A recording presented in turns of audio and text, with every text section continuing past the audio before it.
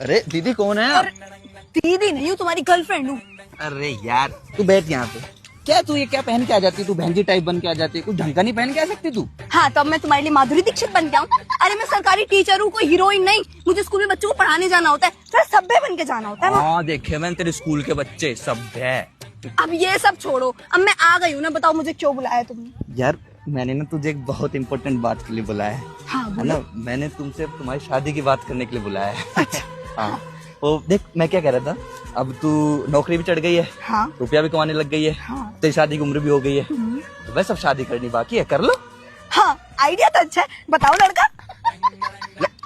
तू यार दीक्षित कैसी बातें कर रही है तू? मैं लड़का नहीं हूँ क्या? लड़का नहीं नहीं, लड़के तो हो, पर तुम करते क्या हो? हाँ क्या करते हो? तू मेरी बात सुन देख। जब जब कभी लड़का सरकारी नौकरी चढ़ता है तो उस लड़के के घर वाले उस लड़के के लिए कैसी लड़की ढूंढते हैं?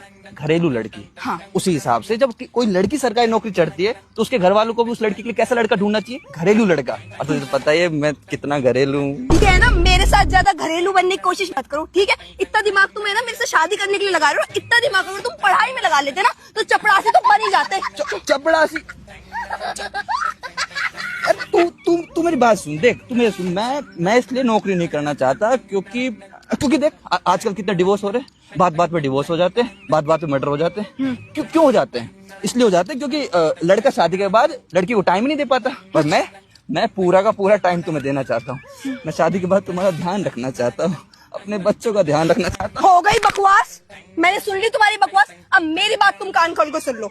मेरे मम्मी पापा तुमसे शादी मेरी बिल्कुल नहीं करेंगे, और ऐसे राह चलते इंसान से जो कुछ नहीं करता उससे शादी मेरी बिल्कुल नहीं करेंगे। समझ में आया तुम्हें?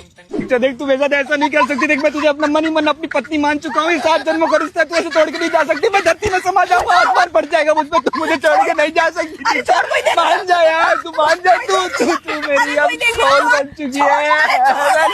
शादी के लिए हाँ बोल, शादी के लिए हाँ बोल दे।